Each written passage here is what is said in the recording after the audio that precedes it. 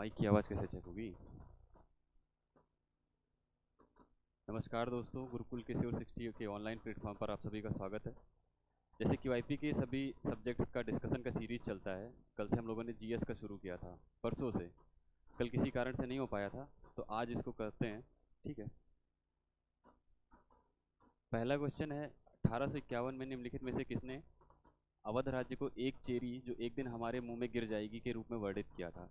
तो हमको 1851 पे ध्यान देना है। 1851 में कौन यहाँ का वायसराय या फिर गवर्नर जनरल था? तो लॉर्ड डलहौजी।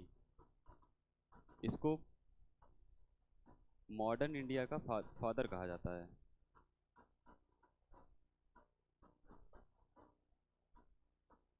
उसका रीज़न ये है कि इसने यहाँ पर रेलवे चलाई थी, पोस्टल इस्टेब्लिशमेंट किया था इसने अच्छे से। 1850 में इसने पोस्ट ऑफिस वगैरह को चलाया था। फिर बाकी ऑप्शंस को देखते हैं। रॉबर्ट क्लाइव को 1757 में हुए प्लासी के युद्ध की वजह से जाना जाता है।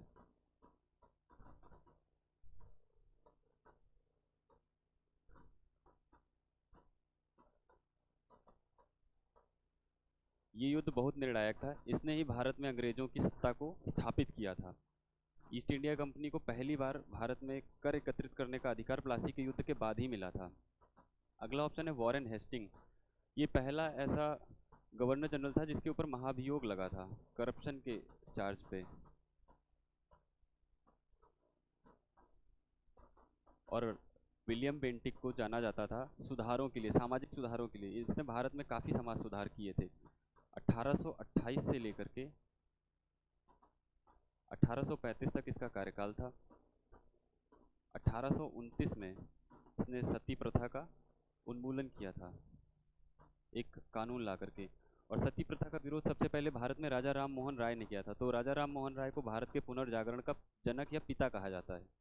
तो ये सारी चीज़ें हमको याद रखनी है, क्योंकि पीसीएस अभी बहुत डीप पूछ रहा है। निम्नलिखित में से कौन सी नदी अरावली रेंज से निकलती है और कच्छ के रण से गायब हो जाती है? अरावली रेंज से तो कई नदियाँ निकलती हैं, साबरमती भी निकलती है और लूनी भी, लेकिन कच्छ के रण में सिर्फ लूनी गायब होती है। तो इसका आंसर डी होगा। बाकी फैक्ट देखते हैं। साबरमती साबरमती अरावली रेंज से निकलती है उदयपुर में। उदयपुर राजस्थान से निकलती है और खंभात की खाड़ी में मिल जाती है जाकर के।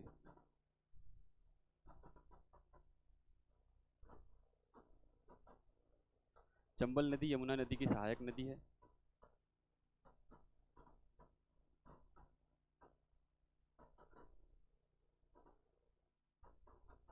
आ जाने दो, जिसे जीएस का पढ़ना हो आ जाने दो, बोल दो। यमुना नदी की सहायक नदी है और 1024 किलोमीटर इसका डिस्टेंस है। चंबल नदी के किनारे कौन सा शहर स्थित है? तो कोटा। इस पर बहुत सारे बांध हैं, जिसमें महाराणा प्रताप सागर जलाशय बहुत फेमस है।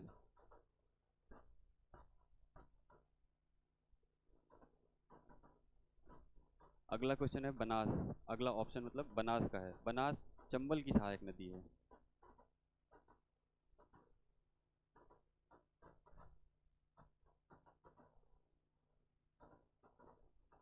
और इसकी डिस्टेंस चंबल से ठीक आधी है, 512 किलोमीटर तक।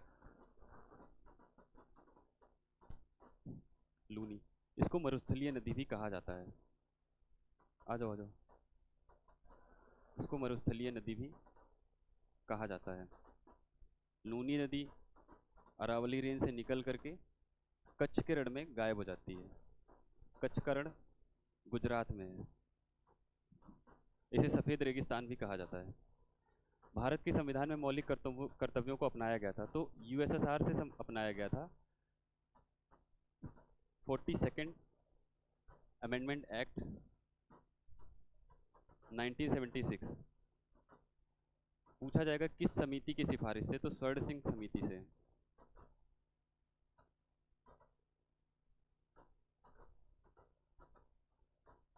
अभी आजकल क्वेश्चन पूछे जा रहे हैं कि ये समिति जब स्थापित की गई थी तो उस समय पे प्रधानमंत्री कौन था, राष्ट्रपति कौन था? तो जब स्वर्ण सिंह समिति स्थापित की गई थी तब इंदिरा गांधी जी हमारी प्रधानमंत्री थी।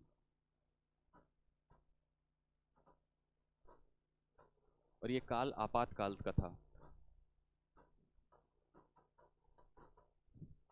एक क्वेश्चन और बहुत इंपॉर्टेंट होता है कि 42nd अमेंडमेंट एक्ट के बहुत सारे नाम हैं। पहला तो इसको मिनी कॉन्स्टिट्यूशन बोला जाता है क्योंकि इसमें बहुत आमूलचूल परिवर्तन किए गए थे, तो मिनी कॉन्स्टिट्यूशन भी बोला जाता है। राइटिंग समझ लेना भाई। और इसको इंदिरा कॉन्स्टिट्यूशन भी कहते हैं।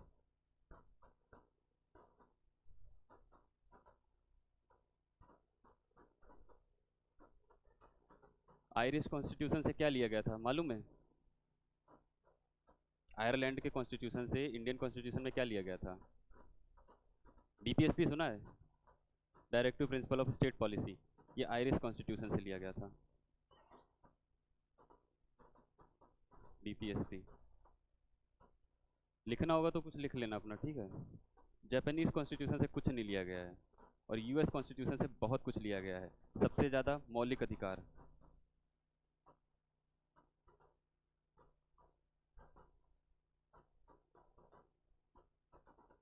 फिर प्रस्तावना, प्रियम्बल, महाभियोग, इम्पीचमेंट ऑन प्रेसिडेंट, और उपराष्ट्रपति का पद।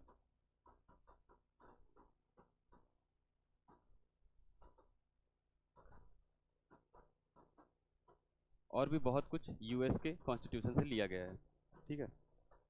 विश्व का सबसे ऊंचा जलप्रपात एंजल्स फॉल कहाँ पर स्थित है? वेनेजुएला। वेनेजुएला की मुद्रा का क्या नाम है? हाँ, बोलीवर। बोलीवर। अभी बैंकरप्ट हो गया था पूरा क्योंकि इसने अपने इसका डिवोल्यूशन कर दिया था 2019 18-19 के आसपास। बेल्जियम की कैपिटल का क्या नाम है? यूक्रेन। यूक्रेन तो कंट्री है। ब्रुसेल्स।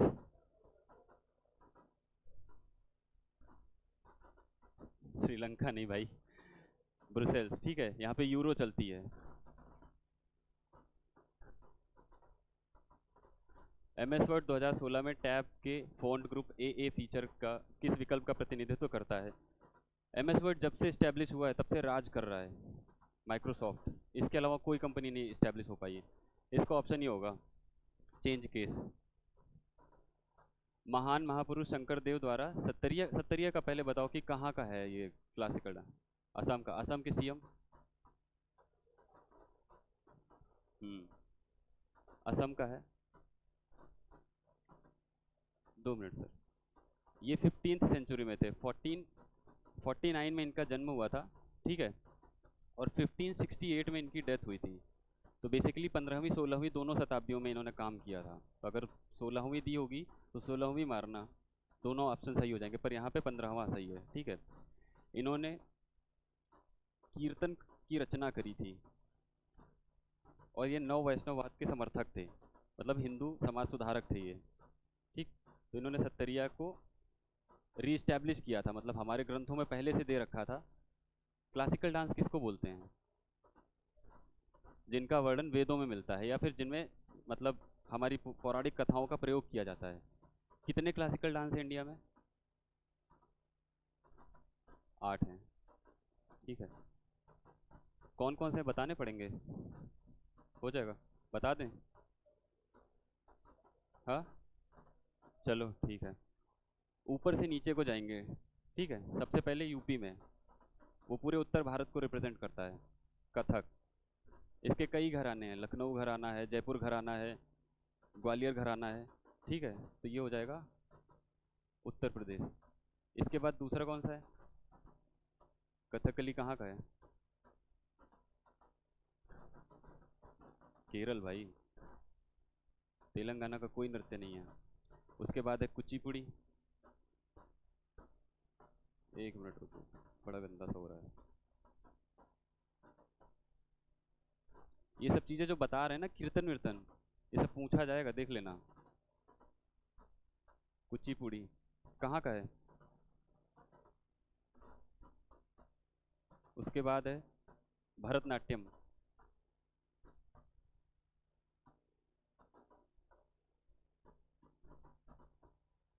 तमिलनाडु। फिर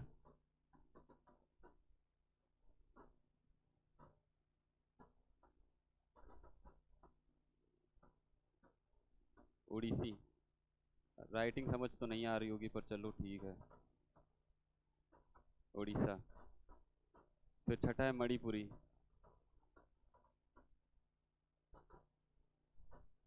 सातवां है सत्तरिया असम। और एक मोहिनीअट्टम केरल।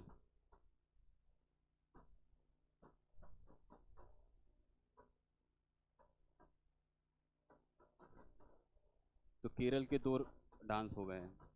इन सब में कहीं ना कहीं भगवान शिव, भगवान विष्णु, भगवान कृष्ण, राधा की ही डांस मतलब कहानी डिपिक्ट की जाती है परफॉर्म करते टाइम।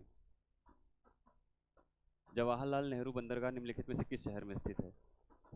नवी मुंबई। ये कहाँ पे है? बहुत सही। ये गोवा में स्थित है। और कोची। अभी एक यूपी ट्रिपल एससी पेट में क्वेश्चन आया था कि वास्को डिगामा की कब्रगाह कहाँ पर स्थित है? Tomb of Vasco da Gama. क्या आंसर होगा? कोच्चि केरल, क्योंकि वहीं पे उतरा था, वहीं पे रह गया था। ठीक है, तो ये भी याद रखना। कांडला कहाँ पे है? गुजरात। अब इसके बारे में जान लेते हैं कि क्या क्या है, ये क्यों फेमस है। पहली चीज़ तो ये भारत का सबसे बड़ा कंटेनर बंदरगाह है। ठीक, ये स्टैटिक का क्वेश्चन है। भारत का, इसका दूसरा नाम भी है, मालूम है? हाँ, कंटेनर पोर्ट। दूसरा नाम इसका है नावा सेवा। और ये भारत का पहला 100% लैंड 100% लैंडलॉर्ड पोर्ट बन गया है। इसका मतलब ये है, इंडिया पीपीपी मॉडल पे काम कर रहा है ना, प्राइवेटाइजेशन। तो ये पहला पोर्ट है जिसमें 100% स्टेक दे दिया गया है। अथॉरिटी हमारी रहेगी, काम प्राइवेट वाले करेंगे। तो ये पहला है। और वर्ल्ड के टॉप 100 बंदरगाहों में 26वें रैंक पे है ये। ठीक, बताओ इसका संयुक्त राष्ट्र विश्व जनसंख्या संभावना 2019 के अनुसार दुनिया का दूसरा सबसे बड़ा और दूसरा सबसे अधिक आबादी वाला महाद्वीप कौन सा है? हम्म, कल किसी को बताया था हमने। हाँ, अफ्रीका है। एशिया सबसे ज़्यादा है। यहाँ पे दो सबसे ज़्यादा पॉपुलस कंट्री रहती हैं, इंडिया, चाइना। तो ये 60% के अप्रॉक्स अकेले क्लेम करता है। सारी धरती का बोझ यहीं पे है। उसके बाद 17.4% पॉपुलेशन यहाँ पे रहती है और यूरोप में 9.5%। ये भी पूछा जा सकता है, अभी जैसे मेंस का पेपर होगा ना सीजल का, कन्फर्म अगर ये क्वेश्चन आएगा तो ऑर्डर लिखने के लिए आएगा कि कौन सा ऑर्डर सही है। तो ये परसेंटेज याद होना ज़रूरी है। ठीक है।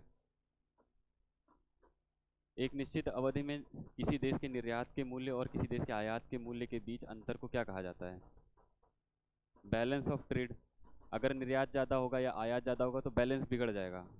बैलेंस बना रहेगा तो कंट्री का डेवलपमेंट अच्छा होगा, तो इसलिए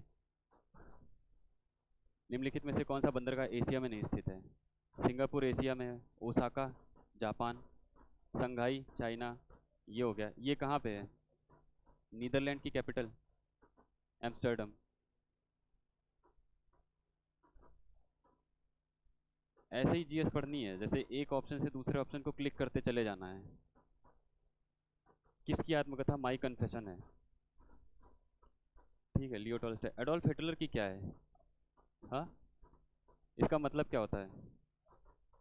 मीन कैम्प इसकी है और इसका मतलब होता है इंग्लिश में माई स्ट्रगल। ठीक है, समझ लेना। स्ट्रगल इसने करवाया था, किया नहीं था। नेल्सन मंडेला का क्या है?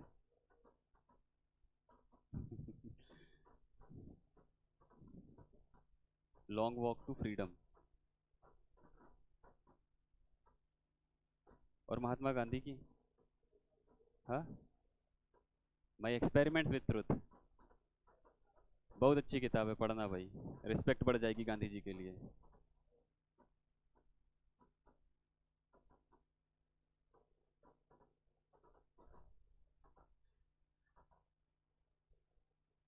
भाई कुछ सही लगे तो लिखते जाना।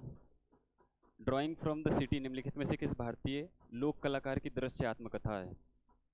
ये नहीं मालूम होगा किसी को, वो तो देख के क्यूआईपी के सोल्यूशन से किया है ना। तेजू बेहुन, ये क्वेश्चन आया हुआ है CHSL का 10 जून को। हाँ, तब तो बउआ देवी भी बढ़िया है ना। ये पहले राजस्थान में जन्मी है, ठीक है, और इनकी 17 साल की एज में शादी हो गई, तो ये अहमदाबाद शिफ्ट हो गई थी। तो अभी अगर पूछा जाएगा तो गुजराती कलाकार हैं, ठीक है। और ये एक सफाई कर्मचारी थी, उन्होंने वहाँ से उठ करके इन्होंने, नहीं नहीं, पेंटिंग, ये इन्होंने लिखी है आत्मकथा, पर चित्रकार हैं। देखो, इसमें जितने ऑप्शन दिए गए हैं सारे पेंटर हैं।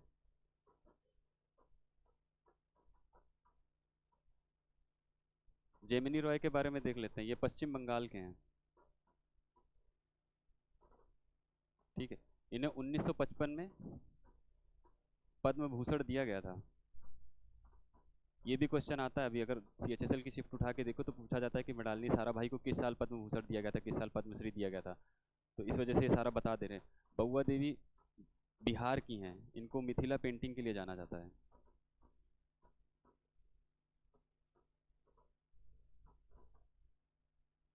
मधुबनी, इसको मधुबनी पेंटिंग भी बोलते हैं, ठीक है। ये बिहार से हैं, बाकी इनके लिए अभी कुछ खास और था नहीं।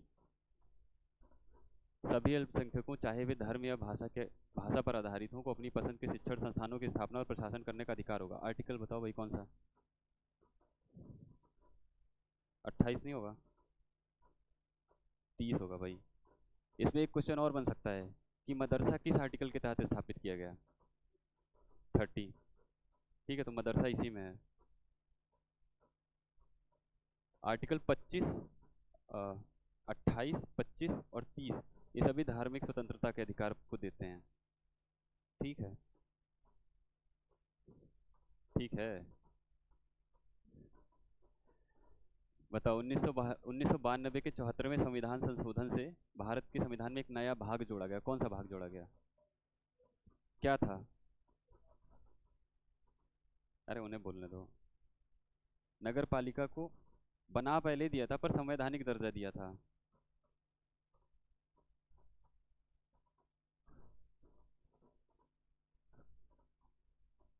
कॉन्स्टिट्यूशनल बॉडी बना दी, पार्ट कॉन्स्टिट्यूशन में ऐड करके, जैसे अभी OBC को दिया था, ठीक है। इसमें एक क्वेश्चन ये आता है कि पंचायती राज की शुरुआत कहाँ से हुई थी? नागौर, राजस्थान।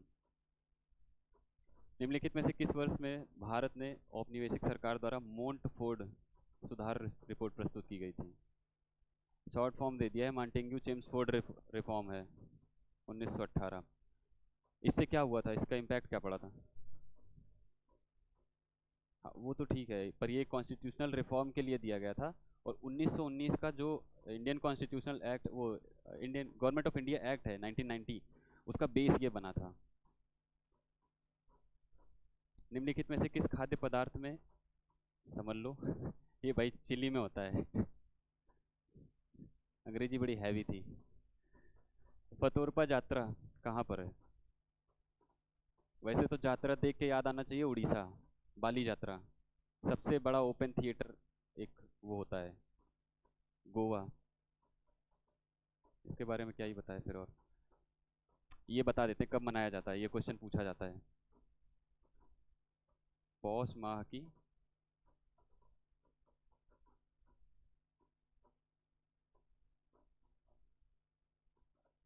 पौष माह की पंचमी से 10वीं तिथि तक मनाया जाता है, ठीक है। अब ये पौष माह कब पड़ता है? हिंदू धर्म के कैलेंडर के हिसाब से होता है, ग्रेगरियन कैलेंडर के हिसाब से ये दिसंबर जनवरी के बीच में पड़ेगा।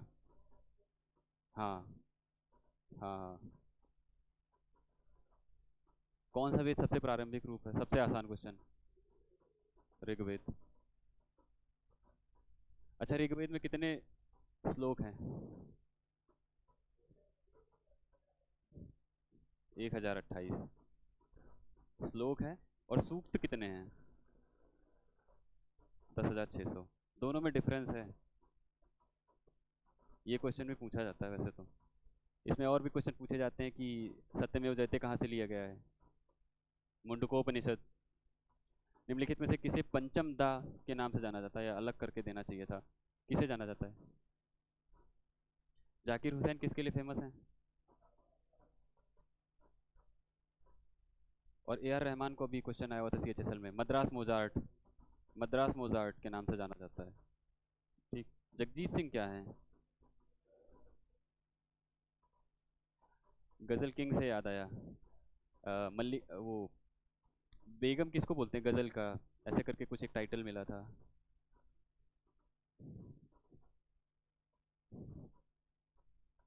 बाद में बता देंगे। बड़ा ही लंबा है यार ये तो, ये ऑप्शन होगा क्योंकि क्लास हो रही है तुम लोगों की। 2022 में कौन जीता था, किसने खेलों का दिखाया था? हरियाणा। जीता कौन था, फर्स्ट कौन था? यूपी। कितने सालों से लगातार? 2 सालों से। पहले में श्री राम मंदिर की झांकी, दूसरे में काशी विश्वनाथ कॉरिडोर। ठीक है। और मिनिस्ट्री कौन सी जीती थी? मिनिस्ट्री की अलग से होती है, मिनिस्ट्री ऑफ एजुकेशन।